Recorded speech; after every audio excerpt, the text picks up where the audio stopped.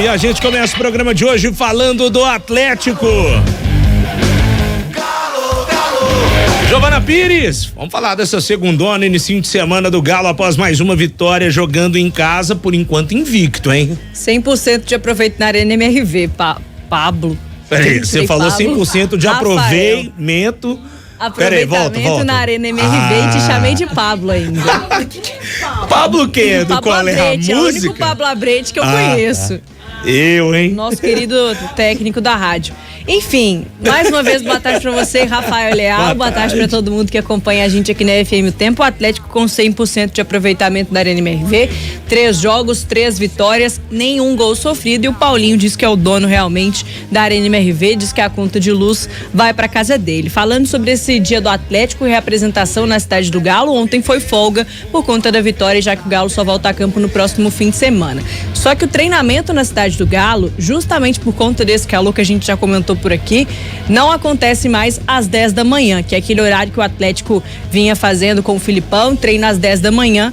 O Atlético colocou para 9h15 e um pouquinho antes, 9h15 da manhã, então os treinos do Atlético nessa semana na cidade do Galo, justamente para evitar esse cansaço maior que existe no calor, porque aí o treino às 10, meio-dia, a galera tá saindo de lá, tá ainda por lá, que é o pior horário que tem, é o calor em excesso. Então treino do Atlético mais uma vez às 9h15 da manhã, para aliviar um pouco esse calor, aliviar essa tensão. O Atlético divulgou hoje pela manhã o início da transição física do Igor Rabelo, zagueiro do Galo, que está no departamento médico se recuperando de uma lesão na posterior da coxa que ele sofreu lá em agosto, no dia da eliminação do Galo pro Palmeiras na Libertadores. Desde então ele não entra em campo, está em recuperação no DM do Galo e aí iniciou esse período de transição física. Muito provavelmente vai reforçar o Atlético na próxima rodada, quem sabe pelo menos sendo relacionado para a partida, se não na semana seguinte contra o Curitiba, com certeza vai estar entre os relacionados. Vai ser um reforço do Filipão para essa temporada, lembrando que ele era titular ali naquele momento em que ele acabou se lesionando, era o zagueiro utilizado pelo técnico do Atlético, então vai aparecer mais um para essa concorrência na zaga, que já tá bacana, né, Rafa?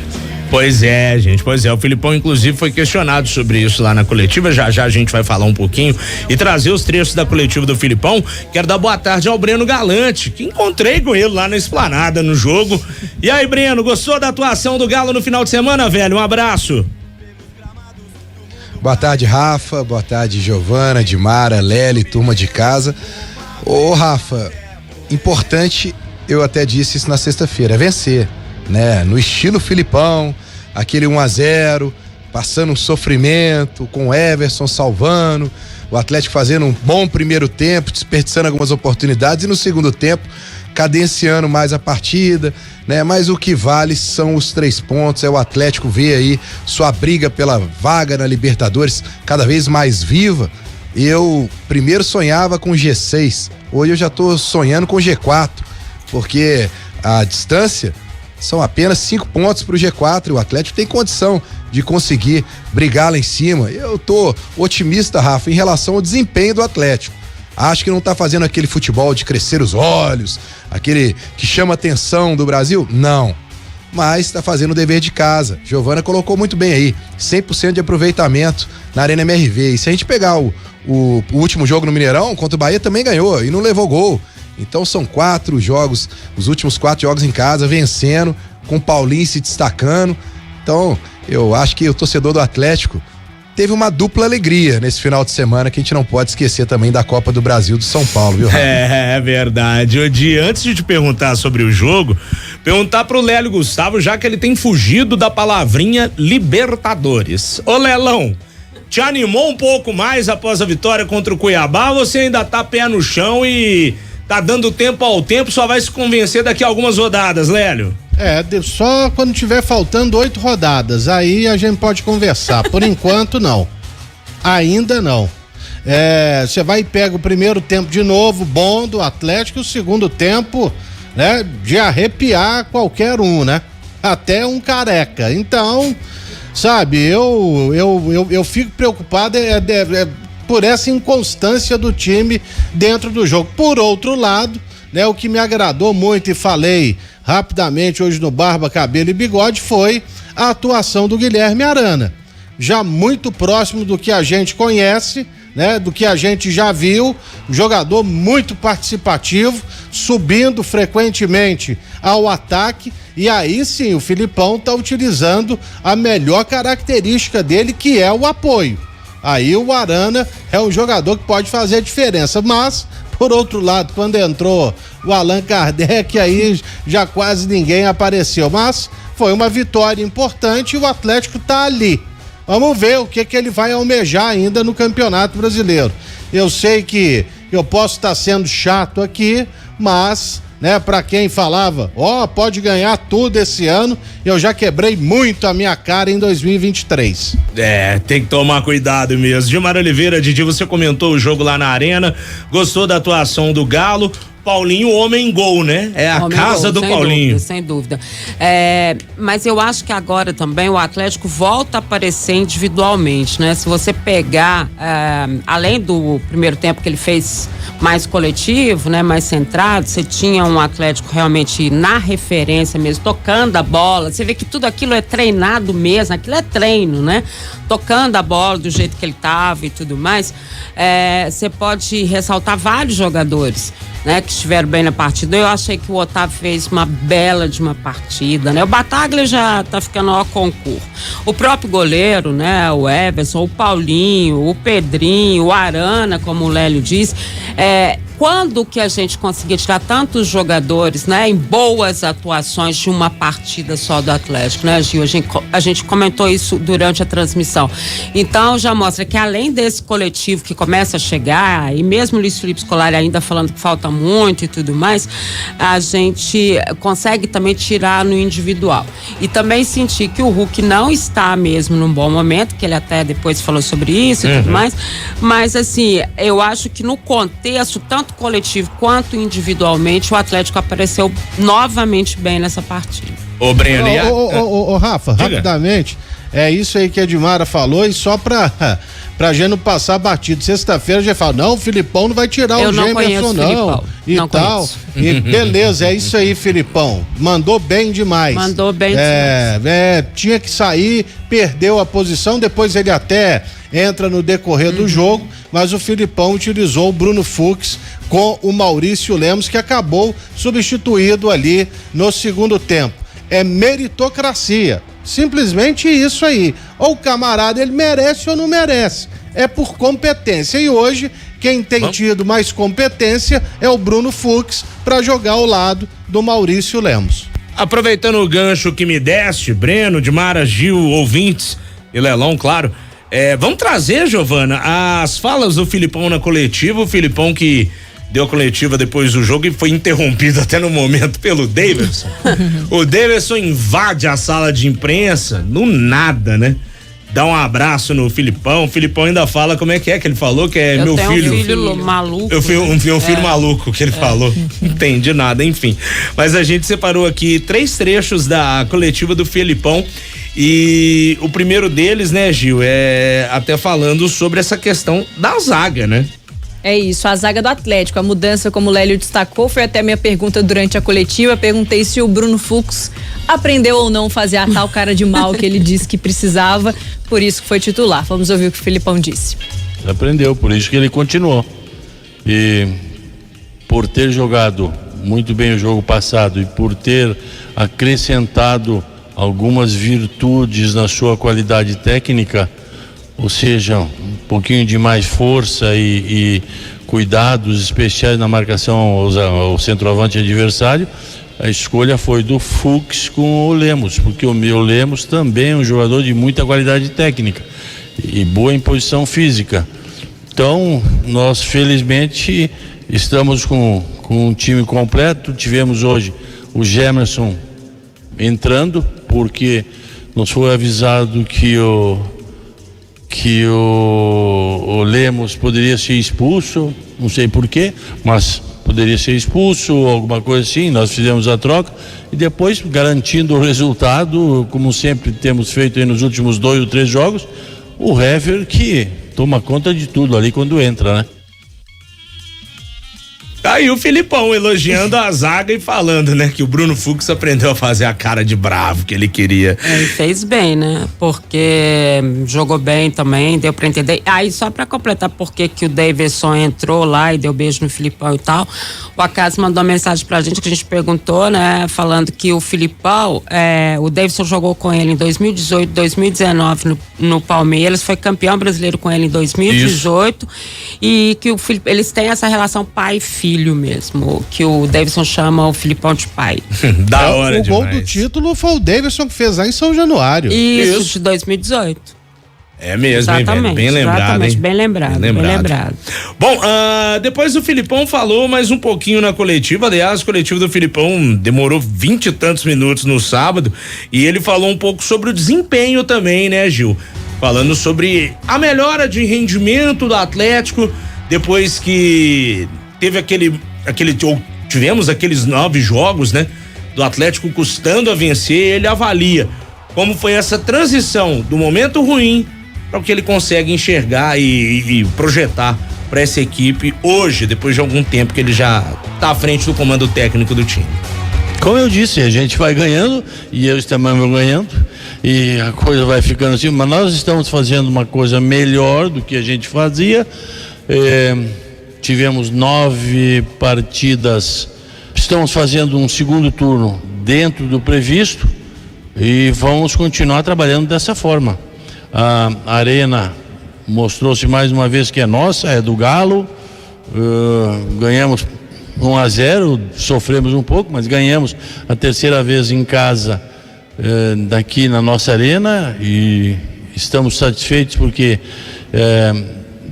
parece-me que ouvimos algumas referências boas à Arena e ao gramado, né? Então as coisas estão indo razoavelmente bem até ali, mas ainda falta um caminho longo e vamos traçar objetivos para esses 14 jogos que temos pela frente. Tá, então, Filipão, falando sobre essa melhora do aproveitamento do Atlético, que hoje o aproveitamento geral, o desempenho da equipe é de 41% sob o comando do Filipão. Só que nas últimas 8 partidas, o Galo venceu 5, empatou 2 e perdeu 1 só. Então, realmente tem melhorado, né? Como o Filipão mesmo citou. Pro próximo jogo, o Galo vai enfrentar o Inter no Beira-Rio, às 9 da noite, no sábado, 25ª rodada do Brasileirão. Inclusive o reencontro com o Eduardo Cudê. A gente vai poder falar um pouco mais sobre isso. Mas enfim, para essa partida o Atlético não vai ter o Otávio, volante do Galo, que vai cumprir suspensão depois do terceiro cartão amarelo. E aí o Filipão falou quem é que desse banco do Galo, né, dos reservas do Atlético, quem é que vai poder fazer essa função do Otávio em campo nessa próxima partida sem ele. Vamos ouvir. Mesma característica, muito difícil, mas tem o Alan Franco, tem o Edenilson. Edenilson tem treinado, tem entrado nos jogos muito bem. O Alan é mais parecido na marcação que com o Otávio do que o Edenilson. O Edenilson muito mais movimentação e a gente vai analisar e vamos ver para sábado em Porto Alegre o que vai acontecer. Bom, ouvimos o Filipão falando um pouquinho depois do jogo da vitória do Galo sobre o Cuiabá. E aí eu queria começar a perguntar para vocês, queridos, sobre essa ausência do Otávio na meiuca. Breno Galante, você acha que ele vai entrar com quem nessa posição aí, Breno? Vai de Edenilson, vai de Alan Franco, que tá voltando do DM?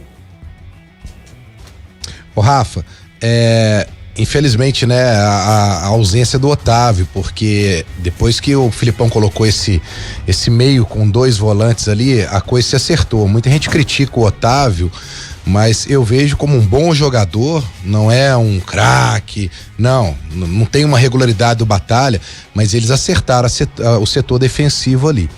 Cara, olhando um pouco o lado do Filipão, que a gente agora também não pode ficar imaginando muito, que ele tá mudando de ideia, eu tô gostando também como o Lélio, da meritocracia. Mas eu acho que ele vai acabar optando pelo Edenilson. Isso é um palpite, né? Um jogo contra o ex-clube dele, ele tem uma motivação a mais de jogar lá. O Filipão falou aí que ele entra sempre bem, na opinião do Filipão, dá mais movimentação. Não seria a minha escolha. Eu gostei muito do Alan Franco no jogo contra o Santos, mas eu acho que ele vai acabar optando pelo Edenilson. E só para poder dar uma pincelada sobre essa questão, até que a Giovana levantou, do aproveitamento. Muita gente fica imaginando, comentando, né, se o Atlético tem um melhor desempenho, se houve uma melhoria com o Filipão. E agora os números começam a mostrar isso. E a gente já pode fazer até um comparativo muito legal, que é você fazer o corte das 5 primeiras rodadas do turno com o Cudê e as mesmas 5 rodadas com o Filipão no retorno. O aproveitamento aumenta de 46% para 66%. O Cudê em 5 jogos, 2 vitórias. Onde tivemos uma...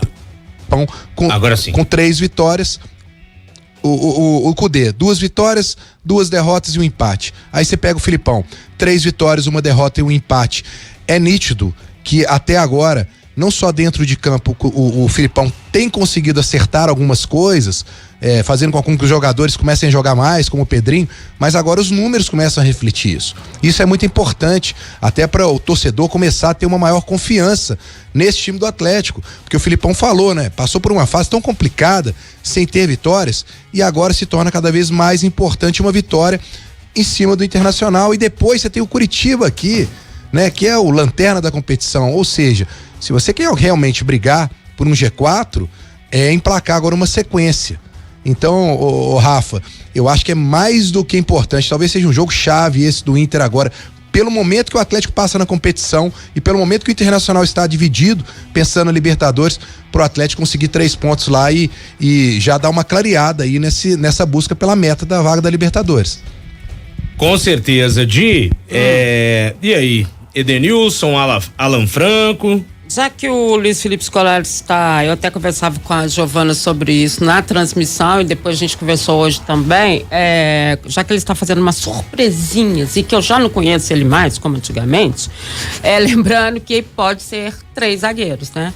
Que ele até já revelou que vem treinando o esquema lá na cidade do Galo, e lembrando que ele e o Geninho foram os precursores no Brasil do 3-5-2, tá aí a seleção brasileira de 2002, campeã do mundo, que não nos deixa mentir. Quem quiser ter mais detalhes sobre isso, tem lá no livro do Filipão, A Alma do Penta, tem também nos 2 livros, né, que foram lançados depois, O Homem por Trás, de Luiz Felipe Scolari. Lá ele conta direitinho como é que foi o acerto do esquema, enfim, com a seleção e tudo mais, as conversas com o Geninho. E então vale também essa possibilidade. Ele tem o Gemerson, que até então era titular, né? De entrar com os 3 zagueiros e não mexer muito por ali, deixar um volante, sei lá. Já que ele tem feito surpresas, vai que, né? Olha não. Ô Dimara, mas é que mas o Lazzaroni em 90 utilizava 3 zagueiros também. E claro, o Martim Francisco no Vila Nova nos anos 50, ele implantou o time no 3-5-2, quando na verdade era no 3-4-3. Né? E o Muricy também, né? Além do Muricy, teve o Vadão, o chamado Carrossel Caipira lá do Mogi Mirim, que jogava no 3-5-2 e revelou o Rivaldo, o Leto e o Valdo. É isso. Fala, Rafa.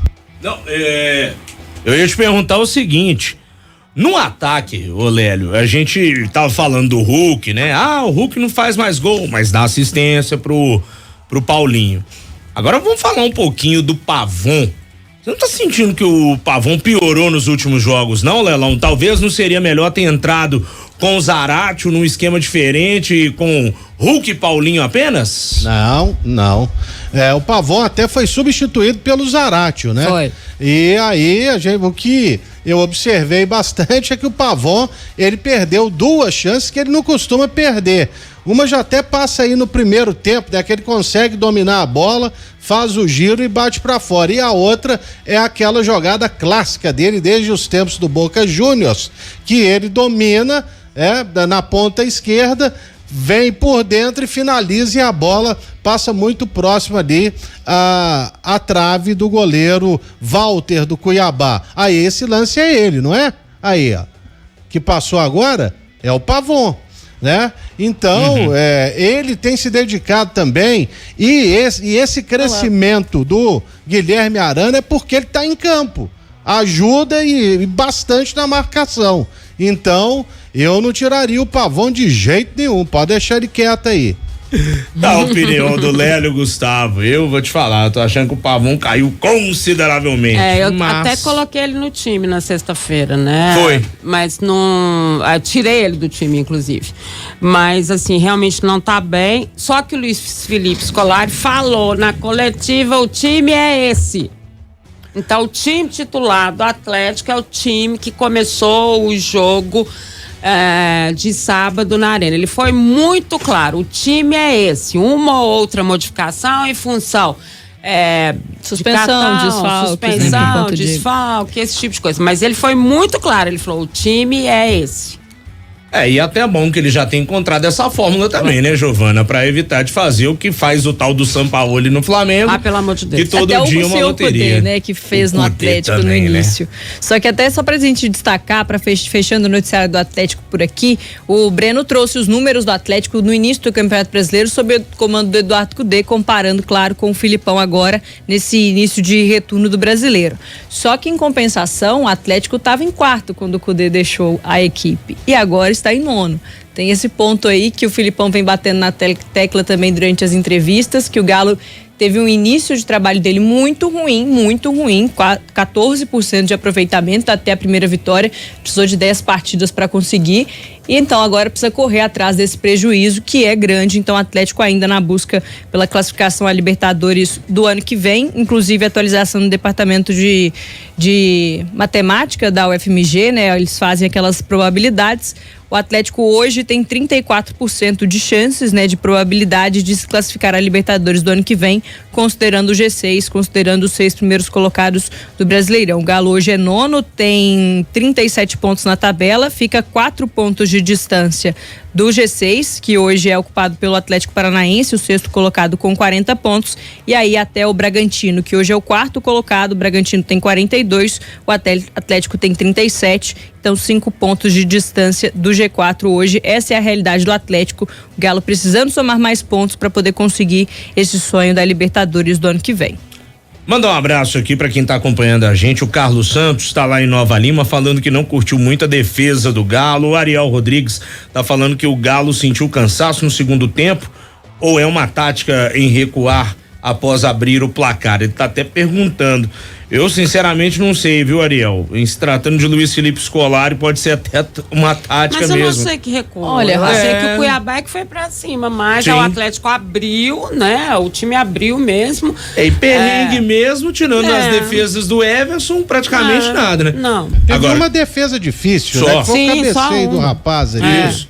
E parece sábado também lá no estádio do Galo tava muito quente lá também. Muito quente. Quente, você fala o quê? A cerveja, o ambiente, a chuva que caiu antes e não refrescou nada? Pela televisão eles falaram que quando começou o jogo tava 28 graus. Não, tava muito quente. Tava abafado. É muito abafado. E o Cuiabá, ele já leva vantagem, ele tá acostumado a jogar com altas temperaturas. Não é uma desculpa, mas pode ser uma constatação, né? Agora, só um detalhe aqui. E a defesaça do Everson aí.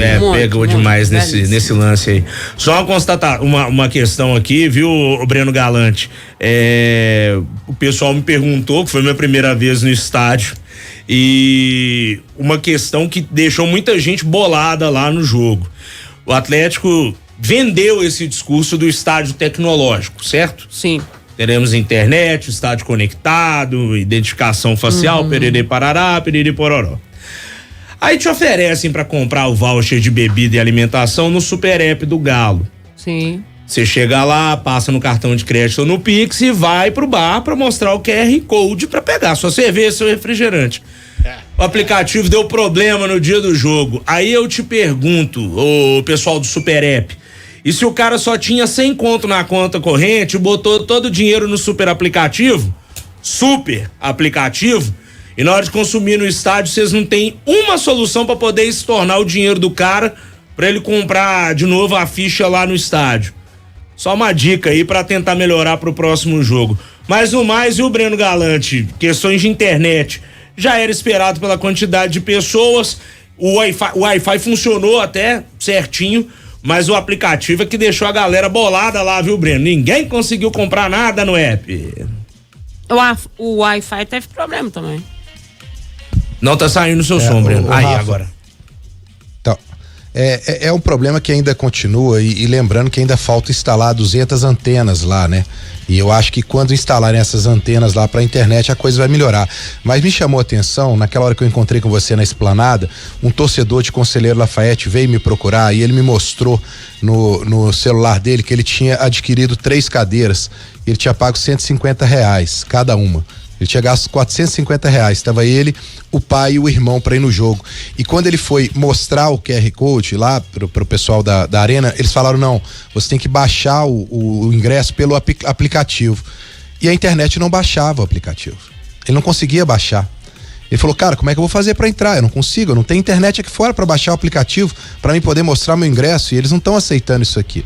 Aí eu falei: cara, procura aí Deus, o dono da arena, porque você não pode ficar de fora depois de gastar R$400, né? R$450.